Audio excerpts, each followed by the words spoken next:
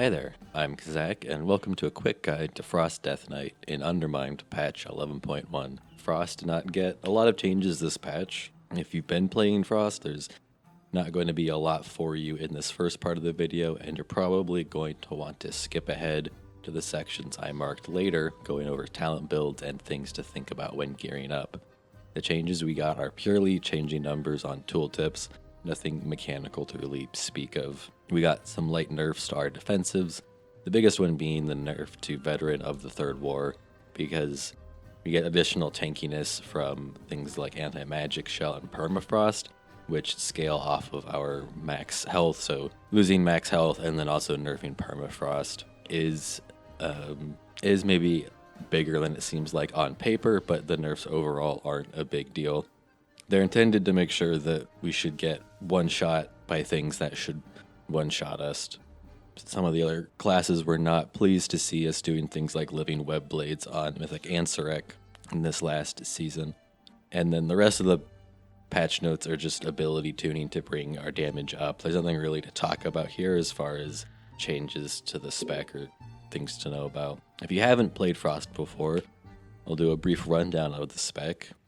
Frost is all about a proc called Killing Machine. Every time we do a critical auto attack, we have a chance to proc Killing Machine, and every failed attempt to proc increases our chance resetting. So it goes, a 30% chance on your first crit auto, and then 60, and then 90, and then it's guaranteed, and then resetting. Two-handed builds get a Killing Machine proc on every crit auto because they auto attack much slower. We spend Killing Machine on Obliterate, and these empowered obliterates are the bulk of our damage. The rest of our kit consists of fillers and cooldowns to support Obliterate. It's what everything revolves around. We can cleave these obliterates thanks to cleaving strikes, and when we consume Killing Machine, it'll also fire glacial advances thanks to Arctic Assault. So even most of our AoE damage comes from this technically single target ability. Endearing Pillar of Frost, as long as we have Obliteration talented, we can guarantee Killing Machine procs by alternating in our fillers. This creates a strong cooldown window, and when you combine it with the extra strength you get from Pillar of Frost and the mastery from Frostwhelp's Aid, we have a pretty solid 45-second cooldown cycle. There's two primary decisions that will determine how the spec feels to you. The first main decision is if you are playing Deathbringer or Rider of the Apocalypse. Deathbringer adds a button that gives us strong priority damage. By putting a mark on the target, it quickly stacks up and detonates, and then our next Obliterates also cast an Exterminate to do a bunch of damage and potentially proc another mark. Rider of the Apocalypse randomly spawns horsemen, and they each have a unique ability that interact with us in some way, and then every 90 seconds we can use Frostworm's Fury to summon all of them together. The hero talents tend to pretty seamlessly integrate into the spec. Once you learn the rotation, it's largely going to stay the same between the hero talents. The differences are really, really minor. The only caveat to that is Rider of the Apocalypse really can't play Breath of Sindragosa builds, because to play Rider you need to take Absolute Zero in order for Apocalypse Now to be good. And if you take Absolute Zero, your pathing down here is so restricted, it's hard to make a good build. And there's also the fact that Frostworm's Fury is on a 90-second cooldown, doesn't line up with Breath's 2-minute cooldown, and if you hold Frostworm's Fury for Breath, then you're missing a ton of Horseman uptime, and the whole thing doesn't work. On the other hand, Breath works really well with Deathbringer, because Deathbringer amps Shadow Frost damage, and so you get a really strong 2-minute window with Deathbringer Breath. And speaking of Breath, the other main decision point is if you're going to play with Breath or without. It's a 2-minute cooldown that continuously drains runic power to deal damage until you run out of runic power. Some people really don't like it, but I think that's kind of left over from past expansions when Breath was your biggest damage dealer by far, or it lasted too long and you needed to keep it up for like 60 seconds or even 90 seconds. So if you messed up and improperly executed that cooldown, it would tank your damage. But these days it's not quite like that. Breath itself is actually pretty anemic. It does not do a lot of damage on its own. The biggest benefit that you get from it is that it consumes runic power every second, and that lets us proc runic efficiency. And proccing runic efficiency gives us runes. And so every 2 minutes, when you pop breath and you pop pillar together, you can just keep dumping as many killing machine powered obliterates as you can, and you don't have to stop and fish for runes. You're just going like as many killing machines as you get, and if you don't have any, you can hit Howling Blast real quick and keep going. And that lets you cycle Bone Grinder really quickly, and after you've cycled 5 killing machines, Bone Grinder will swap over to a 20% increased frost damage buff, and so you're able to get through these killing machine GCDs really quickly, proc that buff, which that 20% frost damage is also buffing all of the damage in Deathbringer, and so you get these really strong 2-minute cooldown windows, even though breath itself isn't going to look that significant on your overall damage. It's going to end up as doing like 8 to 10% of your overall, but indirectly it's still contributing a pretty significant chunk. So that's kind of a high level look at the spec. I'm going to go ahead and cover the rotation briefly here, but if you want to know more about it, I would really encourage you to look at the rotation page on Wowhead and practice on a dummy. And then if it still doesn't make sense, ask a question in the Discord. Following your procs and resources will sort of guide you most of the way through your rotation. At all times, your main priority is to consume killing machine. You don't want to waste any killing machine procs. It's going to happen at certain points, it's inevitable, just with the flow of the rotation, but you want to try to reduce it as much as you can. If you have a killing machine proc and you don't have the rune to spend it, then you're going to Frost Strike to try and regenerate a rune instantly through the obliteration passive and through runic empowerment. If you have a single proc and you are playing with Shattering Blade, you can cast Frost Strike on a target with 5 Razor Ice stacks and then consume the killing machine. Or in breath builds, you'll have 2 points in Icebreaker. You can use Rhyme here instead. If you have no killing machine procs, your filler priority is Howling Blast with Rhyme, then Frost Strike, then Obliterate. And if you have 2 killing machine procs, you need to hit Obliterate as soon as possible, or you will waste a proc. Moving on to cooldown usage, Pillar of Frost is your main cooldown. Use it as often as possible. Pay attention to the obliteration passive and how it guarantees killing machine procs during Pillar of Frost.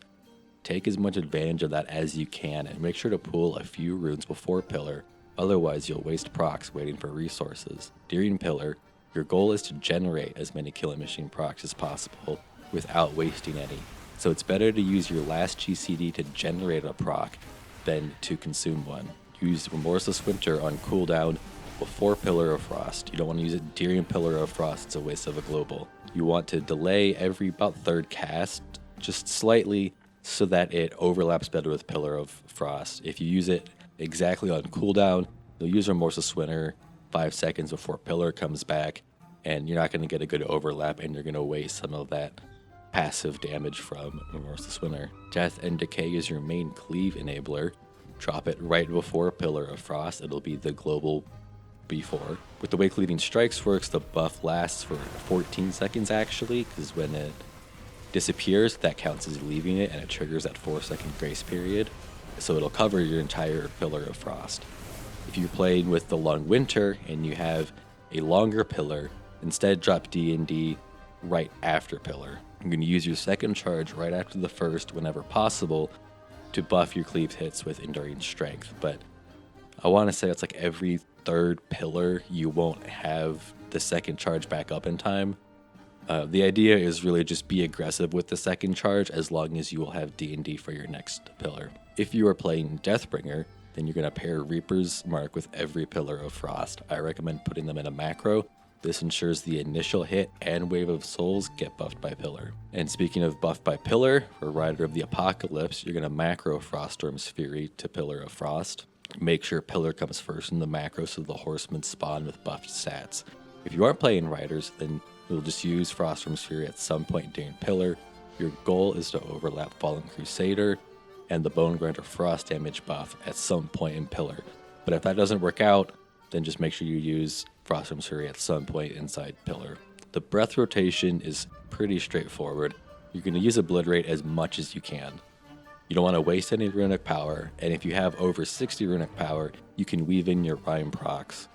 use Empower Rune Weapon early on as soon as you won't waste any of the resources it generates. If you want to simplify things, you can start out with Empower Rune Weapon, macro to breath, but later on you will find that you'd like to have some manual control over it, and we'll put ERW on its own bind.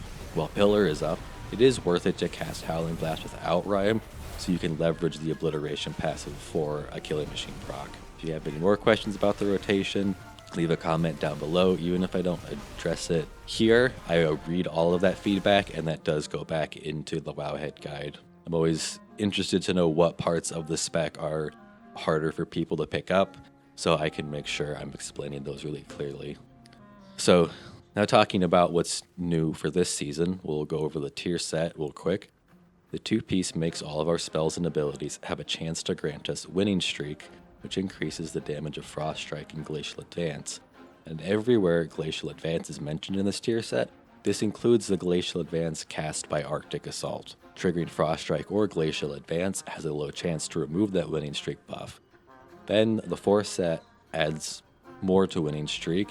While it's active, Frost Strike or Glacial Advance have a chance to cast a free Frost Scythe at significantly reduced effectiveness. Losing Winning Streak also grants Murderous Frenzy, which is a short mastery buff.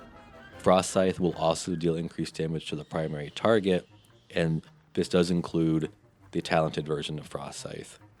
You're getting a big bump to Frost Strike damage from the last patch, and this helps Rider of the Apocalypse builds close the gap from Season 1. Both the Mythic Plus and Raid builds should be much more competitive than they have in the past. You will need the tier set to make the swap, and at just the 2-piece you could go either way, but once you get the 4-piece you will probably want to start playing Rider most of the time, unless you have a use case for a really strong 2-minute cooldown window, and I think those will exist, but for a general recommendation, you're going to want to switch to Rider.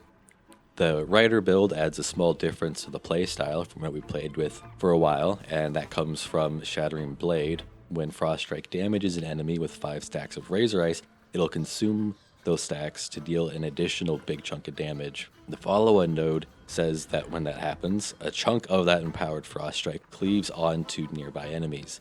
It doesn't change our playstyle too much, it just shifts Frost Strike up a little bit in the priority and makes it about on par with a single Killing Machine proc. If we're getting that Razor Ice empowerment, we can, consume the Razor Ice, then consume the Obliterate, and sort of have our cake and eat it too. Without this talent, Frost Strike is pretty firmly below a Killing Machine empowered Obliterate at all times. Everything else is the same from last season as far as talents and rotation go. There's no good way for us to take Frost Scythe, even though the tier set does give it this nice single target increase. The talents in this part of the tree are restricted, and anything that we can give up without breaking the path is better than Frost Strike. Our best option is to swap out Biting Cold, and we can take Frost Scythe for pure single target, but in AoE it doesn't make any sense because you need to take Gathering Storm to path to the lower parts of the tree down here, and so that means you're going to be using Remorseless Winter as often as possible, and why would you not take more free damage on that? Why would you take adding another Rune Spender that's going to compete with Obliterate for your rune economy, but Obliterate stacks Bone Grinder and has a chance to refund its own runes thanks to other talents. Frost Scythe, it does a really nice chunk of damage. I really like the design of the talent, but the tuning's just not there for us to take it. It doesn't do enough damage compared to Obliterate with Arctic Assault tacked onto it. Obliterate just, it does everything. It's the Swiss Army knife. It doesn't leave room in the rotation for other tools. Even a Frost Strike focused build is still ultimately revolving around Killing Machine Obliterates, but when you aren't consuming that, you now just have a stronger filler in between those, but you're not optimizing for Frost Strike damage. It's more like you're just taking a lot of importance out of Howling Blast with Rhyme and instead making Frost Strike as good as you can. So that was a little bit of a tangent there, but hopefully that sheds some light on why we aren't able to take Frost Scythe. So let's touch on gearing real quick and go over the big things you're going to want to know early on. The stat priority is generally going to be get as much strength and crit as you can. If you're playing Deathbringer, get as much mastery as you can after that. So just, equip highest eye level, go for crit mastery. That's pretty much it. If you're playing Rider, you're going to want to roughly balance your haste and mastery. You can't ignore haste. I haven't yet found any cases this season where we would want to drop eye level for a piece that has crit, but this has happened in previous seasons. So just keep in mind that strength and crit are almost more like equal in value for Frost. When it comes to big pieces this tier, just like every other spec in the game, we're going to want the Jaster Diamond from Gallywix, and we're going to want the Eye of Kazan from Gallywix, and we're going to want the House of Cards from the One-Armed Bandit. These are the 3 items that we're going to want to pick up once we figure out where we get the puzzling cartel chips. Another interesting thing is that the Island Ring from the mid-patch is still going to be best in slot, basically all the way up until you're farming Mythic. They nerfed the Skipper's Gem already, and that was enough to make a couple of 678 rings better for Rider's Shattering builds, but it's still best through Deathbringer Breath with the Winged Singer's Gem because we can stack enough mastery that Fathom Dwellers just provides enough raw stats through the gem. The other thing you're going to be using for quite a while is a Mythic Treacherous Transmitter if you have one from last season. It's very strong, and you're probably not going to replace it until you get a Myth Track House of Cards, Big Red Button, or Signet of the Priory. So if you were hoping to be done with Jump 3 times, I'm sorry, but it's just a strong trinket, and there's really nothing else except House of Cards that can fill that 90-second niche unless you get really lucky and pull Funhouse Lens from a Delve map or your Delve Vault. For your first crafts, an early weapon craft is rarely a bad idea. It's a big power spike, and since we are dual wielding, we still use that craft even if we get a lucky weapon drop. Crafts with the Ascendance embellishment, and if you're carried over from season 1, you'll probably have bracers with writhing armor banding, and you can leave that as a low priority upgrade slot, and you can use your crafts to fill out non-tier pieces or focus on your biggest upgrade. It's probably not going to be bracers for a while. You can focus on putting those crests into trinkets, for example. Now, if you're thinking you're going to want to play Unholy in Raid, and there's a pretty good chance that you're going to want to play Unholy in Raid with the latest tuning, then don't craft a weapon right away and instead do Cloak and Bracers with Dawn Thread Lining. Dawn Thread Lining is just slightly worse than Ascension in the long term, but you're not going to sink a spark into a weapon craft early on and you can't apply to both specs. And if you're going to play just Mythic Plus, then go Dawn Thread Lining. I'll touch on trinkets some more. I already kind of did, but just to finish that thought, some of the new Delve trinkets are really strong, specifically the Mechanical Core Amplifier, the Suspicious Energy Drink, and the Funhouse Lens. Although they aren't quite BIS, they still punch way above their weight at 665 and can keep up with 678 trinkets. So you're going to want to make sure you're doing your Delve as much as you can and filling out those vault slots until you get Myth Track, House of Cards, Improvised Sephorium Pacemaker, or Eye of Kazan. The Spelunker's Waning Candle and Shadowbinding Ritual Knife from last season should still be in the trinket pool for Delves, and if you get one of those, they are still pretty good, but those 3 new ones I mentioned are good enough to almost be like top tier trinkets. And if you are playing Unholy, I believe the Suspicious Energy Drink is a top tier trinket. Like, it is the best. Blizzard has said that they'll try to make the Delve maps easier to get, so maybe it'll be easier to get these, but unfortunately I think there's going to be a lot of luck involved. So those are the big things you're going to want to look out for early with gear, and I think that wraps up everything that makes sense I think that wraps up everything I wanted to talk about here. All of this is covered more in depth on my Wowhead guide, and that is of course going to stay up to date with new things as we learn new things as the season plays out. This video comes out and then it's just set in stone. So It's always a good idea to double check the written guides because those are much easier to update. And I think that's all I've got time for this one. So thanks for watching if you made it all the way to the end here, and I'll see you next time.